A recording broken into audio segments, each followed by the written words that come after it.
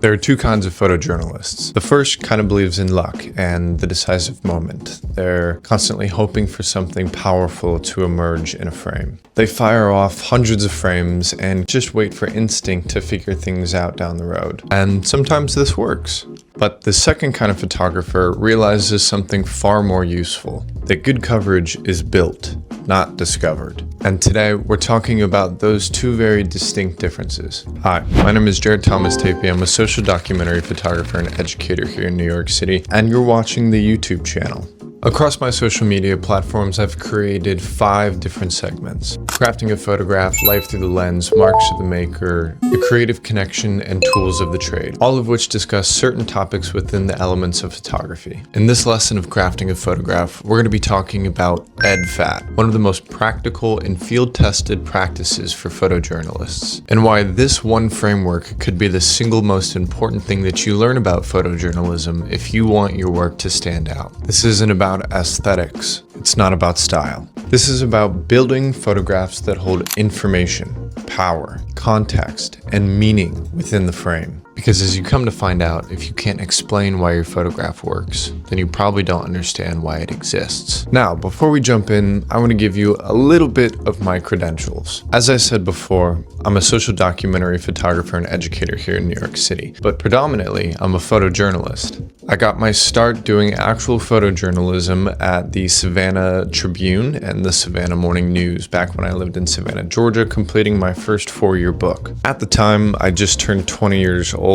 People were coming out of the pandemic, and I was looking to get my foot in the door. As I said, I was living in Savannah, Georgia at the time, completing my first 4-year-long project, so I did some looking around, and only 2 places that I really found that were doing news was 1, the Savannah Tribune, and 2, the Savannah Morning News. The Savannah Tribune was the oldest newspaper in the city of Savannah, Georgia, but the Savannah Morning News was the biggest. Now, I'm a little bit old school, so I didn't just send an email and a portfolio. I printed out my portfolio and I went to both of their headquarters. And luckily for me, both of those acts kind of landed me the job. A week after making both of those connections, and I started working for both papers at around the same time. It was within this time period that I really started to understand and gain knowledge on the things like deadlines, the behind the scenes, and things that go on within the industry that would later help me form my own opinion on how to conduct myself as a photojournalist. When I started shooting here in New York City, I knew that a lot of things had to change because the scale was changed. So I tried to broaden my education. And in doing so, I read 2 pivotal books that I suggest any photojournalist that is interested in becoming a better photojournalist read. The first is Photojournalism, the Visual Approach by Frank P. Hoy. The second is Pictures on a Page by Harold Evans. Both of these books have been incredibly influential on the way that I think about photojournalism and the ethics of how I conduct myself as a photojournalist, giving absolutely every single bit of history that you could possibly need to understand the art of photojournalism. And it was in both of these books that the idea and the framework of EDFAT came about. Since reading about EDFAT, I've used it in every single aspect of my photojournalism coverage. And today, I'm going to try and break it down for you so that you can understand it while going out into the field.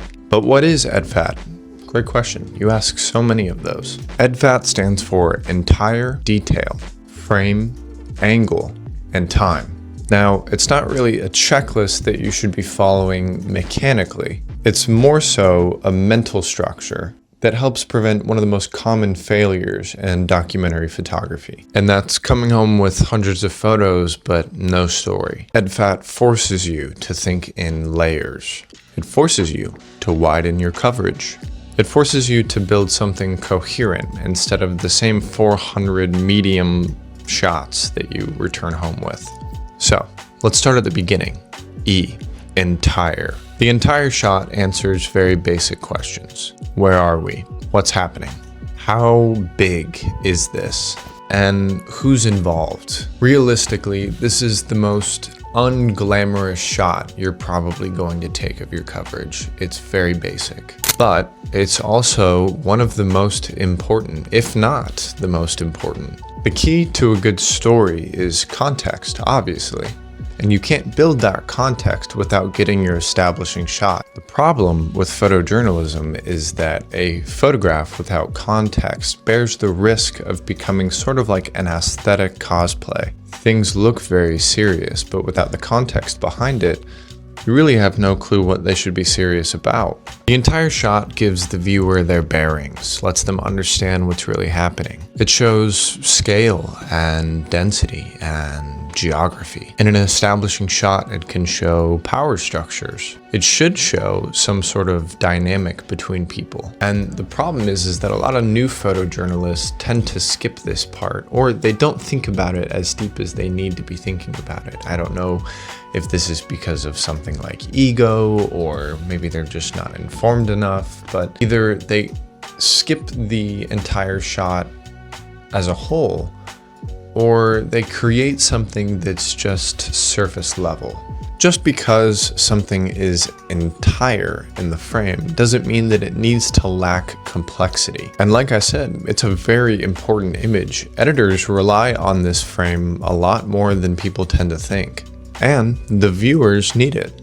I think one thing that I've started doing, and of course I try and mix it up throughout the time of my coverage, but one of the first things that I do whenever I arrive for any type of event that I'm covering is start by getting those establishing wide shots. Just kind of get it out of the way. Just really start off by limiting yourself to not trying to focus too hard on those details that a lot of photojournalists love, and create those establishing shots right at the beginning. I think a really great question to ask yourself as a photojournalist during any point is that if you could only send in one photograph that could describe what's going on in front of you, what would it be? I know that for me personally, that would be an entire shot because it shows the most context. Once you get those establishing entire shots, it just makes everything else feel so much more seamless. Which brings us to our second one, detail. Now, if the entire shot tells us where we are, the detail shot tells us what it feels like to be within that moment. Think of detail like evidence. It shouldn't just be the texture or, God forbid, the vibe of the thing that's going on. And above all else, it should not be symbolism that has kind of been projected onto people or objects. The details of coverage show the consequences of what's happening within the scene, whether that be emotionally, structurally, physically. All of these things should show that evidence. It's really the difference between a protest happened versus this mattered to someone. Now, let's talk about some common mistakes, because I feel as if throughout the whole entire structure of EDFAT, the detail portion is the thing that many people have the most issues with, and for good reason. I'd say that the number one issue within the detail portion is getting in too close so that it loses all of the contextualization of what's happening around the frame. Editors are not going to pick these photographs. They just aren't, because they need some form of context for what's happening around the subject. Now, that doesn't mean that it can't be super close all the time. I've had some successful images of close-ups that have worked very well, but that's pretty rare. You have to be able to showcase that evidence and that detail while still maintaining the context of the space around the event so that it's easy to place. The second issue is over-symbolization of objects. Now, this is very prevalent in today's world of photojournalism, and it's something that I have my personal qualms about, just because it feels kind of like a cop-out to create compelling images. And the problem is that a lot of photos that are run today are of people holding signs, and I don't know whether that's because of the algorithm and the need for something quick and something fast, and the easiest thing for people to see are signs because they have people's internal feelings addressed literally on a sign for people to read. But I see a lot of new photojournalists really focus in on these sort of symbolizations of what people are saying on these signs. And I'm not going to sit here and say that I haven't taken a few photographs of signs as well, but it's very few and far in between. And I feel like the reason why I may do it sometimes is because something very distinct is happening within that frame. Ultimately, one of the things that I'm constantly asking myself when working on the detailed stage of coverage is what smaller truths will help build the bigger story. You know, what tiny details help pave the way for understanding the whole story in its entirety. And a great thing to remind yourself of is that if the detail could exist anywhere else without changing the meaning, then it probably doesn't belong. Now, let's talk about the third one. And this one is kind of touchy sometimes, depending on who you talk to about this. I've said this in many of my social media posts and many articles that there's this common misconception that photojournalism is supposed to be objective. And while there is a level of objectivity that should be had when photographing for a coverage event, ultimately, it's up to you as the photographer and as the photojournalist to frame with intention, and that comes from your own personal feelings. Framing is where the photograph becomes interpretive. Framing answers who's near who sort of dominates the space, who is in control, who has power, who doesn't have power. Let me be very clear here, framing is never neutral. Even if you think that you're just documenting, your position inside that rectangle is an opinion. Some key tools that I've used to help me think about framing are these: layers, foreground and background relationships, juxtaposition, edges of the frame. All of these things are incredibly important to understanding how to frame your subject. Now, here's an issue with a lot of new photojournalists as well, and I want you, if you're new to this, take it as a grain of salt. This is a learning experience, right? Most of us photojournalists are either carrying multiple camera bodies with multiple lenses, or I usually go out with 2 to 3 cameras, all with different lenses. One of my usual setups is an 18 by 300 millimeter lens. It's a zoom lens, right? But you shouldn't be relying on that zoom lens fully zoomed in every single time. Move your feet, shift left, shift right, change some depth. If you feel as if your frame might be too clean, then you might just be playing it too safe. And the unfortunate thing is that sort of safety within the frame rarely breeds complexity. Which brings me to my next point, which is angle. Now, angle is one of the parts of this framework that's probably the most important to understand. Angle is about power. Where you stand within relation to your subject changes the meaning of it instantly. A high angle can mean vulnerability or diminishing presence. A low angle gives authority or some sort of monumental feeling, whereas eye level gives that sense of immediacy. It's important to note that angle is sort of your own physical opinion. And that's why if you avoid shooting at anything besides eye level, you're kind of avoiding a decision. And if you find that you're shooting everything from below, you're just sort of exaggerating that power. There's a couple questions that I ask myself whenever I'm out in the field. And the first one is, what is my relationship to my subject right now? Am I an observer, a participant? Am I an outsider? Am I a witness? The second question is basically the same question, but what is the relationship of the subject and the other people within the frame? Are they an observer? Are they an outsider? Are they a witness? Or are they a perpetrator? The next question I always ask is, does my angle reflect the reality of the subject?